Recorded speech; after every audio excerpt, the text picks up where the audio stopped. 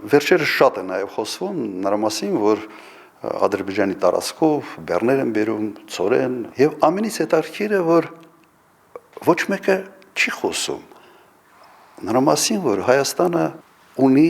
այլ հնարավորություն Ռուսաստանի հետ երկաթուղային կապ ունենալու համար։ Այն ճանապարհն է, որը սովետական միության ժամանակ հիմնականում օգտագործվել է։ Երևան, Թիֆլիս, Սոչի, Туапсе, Կրասնոդար եւ Մոսկվա։ Այդ երկաթուղին գոյություն ունի, կա, չի աշխատում վրաց-ափազական կոնֆլիկտի պատճառով։ Երթուղին մոտարապես 600-700 կիլոմետր ավելի կարճ է, քան Ադրբեջանով։ Եվ ոչ մի քայլ չի արվում այդ ուղղությունը զարգացնելու համար, ուղղակի բացելու համար։ Հենց այդ ճանապարհը բացվի, Ադրբեջանը ոչ մեկը մեկ նույնիսկ վագոն բեր չի տեղափոխելու, որտեղ ավելի թանկ է սա լինելու։ Բացվում է մի ուղղություն, որը Ադրբեջանից որևէ կախվածություն չի ստեղծում,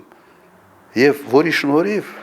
Ադրբեջանի ղեկավարությունը Հայաստանի վրա որևէ լծակ չի ունենալու։ Չզբաղվել սրանով ուղղակի հանցանք է։ Սա շատ իրատեսական ուղղություն է եւ բոլորին ձեռնտու է եւ Ռուսաստանին իմիջիալոց եւ Թուրքիային, որովհետեւ Թուրքիան ստանալու է շատ ավելի կարճ երկաթուղային կապ Ռուսաստանի հետ։ Հայաստանի համար ուղղակի մի երազանքի պես բան է։ Եվ փոխանակ էներգիան դնել, այս ուղղությամբ փորձել միջնորդի դեր խաղալ, վերջը Աբխազիայում ավելի քան 90,000 հայ է ապրում։ Մոտարապես քանակով, մոտարապես աբխազների չափ է համայնքը։ Սա այնն է, որը աշխարհական առումով մեզ կտա մի լրացուցիչ ազատության մի